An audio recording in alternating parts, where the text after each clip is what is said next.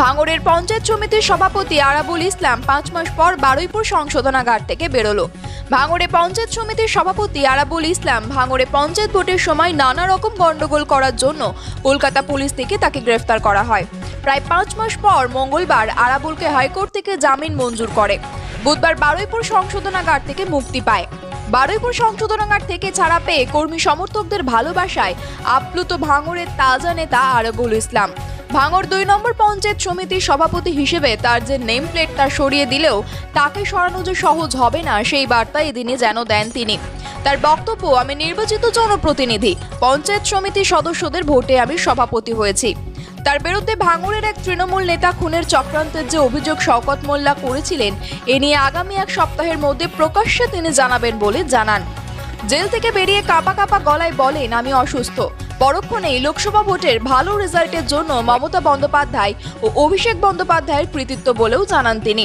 নেত্রী মমতা বন্দ্যোপাধ্যায় ও নেতা অভিষেক বন্দ্যোপাধ্যায় যাতে সুস্থ ও ভালো থাকেন তার প্রার্থনাও জানান। ভাঙড়ের মানুষও যাতে সুস্থ ও ভালো থাকে সেই প্রার্থনাও করেন তিনি। কলকাতা হাইকোর্টের নির্দেশে মঙ্গলবার জামিন পান আরাবুল ইসলাম। আজ তার কাগজপত্র এসে পৌঁছানোর পর দুপুর 2টা 20 নাগাদ তিনি জেল থেকে ছাড়া পান।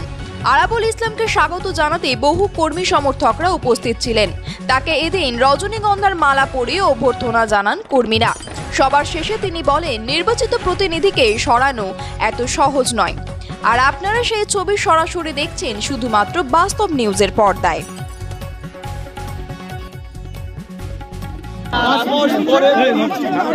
আমি আবার বলছি যে 5 মাস পরে বেরিয়েছি। আমি ভাঙড়ের মানুষের ভাঙড়ের মানুষের সুস্থতা কামনা করি। ভাঙড়ের শান্তি থাক, এটা আমার কামনা। না, আমি 5 মাস পরে ফিরেছি। আমি শরীর প্রচণ্ড অসুস্থ ছিল, আমার জ্বর প্রায় 10 থেকে 12 দিন জ্বর ছিল, কাশি ছিল, সেই কারণে আমার শরীর অসুস্থ। আপনারা দেখছেন যে শরীরে আমার হাফ হয়ে গেছে। আমি কে কী বলেছে সেদিকে আমি যাব না। এটা আমি নিশ্চয়ই 4 থেকে 5 দিনের মধ্যে 6 দিনের মধ্যে আপনাদের ডেকে প্রেস করব। আমি শুধু আজকে বলতে চাই যে আমি আজকে রিলিজ হয়েছে, আমি হাসি মনে বাড়ি যেতে চাই। আর হাসি মনে গোটা ভাঙড়ের মানুষ থাকুক, সুস্থ থাকুক, ভালো থাকুক, এইটা হচ্ছে আমার বক্তব্য। তৃণমূলটা কি আর করবেন সেটা আমি নিশ্চয়ই বলবো। আজকে তো তৃণমূল তো করতেই হবে। আমি যেহেতু পঞ্চায়েত সমিতির সভাপতি আছি, তৃণমূল করতে হবে। তৃণমূল করেছি, আমি আজকে নয় 98 সাল থেকে তৃণমূলে আছি। নিশ্চয়ই তৃণমূলটা করতে হবে, করব। আমরা ঘর তো দখল হয়ে গিয়েছে ওখানে। সে শুনুন, একটা ঘর যদি কেউ দখল করে নেয় সেটা তো পরের কথা, সেটা আমি পরে বলে দেবো। দাদা, প্রচুর তৃণমূল কর্মী সমর্থক যারা আপনার মুখ চেয়ে রয়েছে, আজকেও প্রচুর সমর্থক এসেছেন, তাদের কি বার্তা দেবেন? আমি বলে দিয়েছি যে ভাঙড়ে ফিরে গিয়ে সবাই শান্তিপূর্ণভাবে থাকবে। আমরা ভাঙড়ের শান্তি চাই, ঐক্য চাই। মমতা বন্দ্যোপাধ্যায়ের নেতৃত্বে বাংলায় লোকসভায় যে রেজাল্ট হয়েছে, মমতা বন্দ্যোপাধ্যায়, অভিষেক বন্দ্যোপাধ্যায়কে ধন্যবাদ জানাই। আপনার অনুগামী প্রচুর নেতা রয়েছে, কর্মী আছে, তারা প্রকাশ্যে বার হতে পারছে না, কিছু বলতে পারছে না। না, সেটা নিয়ে আমি নিশ্চয়ই কথা বলবো। কোন পরিস্থিতিতে আছে কথা বলে নিশ্চয়ই জানাবো।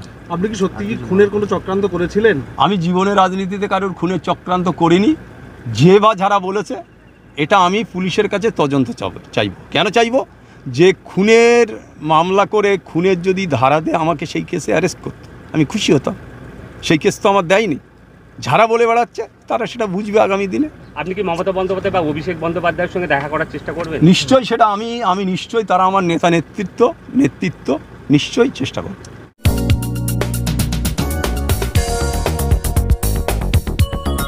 আপনারা দেখছেন বাস্তব নিউজ, কাল্পনিক নয়, বাস্তব। প্রত্যেক দিনের খবরের আপডেট পেতে আমাদের চ্যানেলটি সাবস্ক্রাইব করুন ও বেল আইকনে ক্লিক করুন।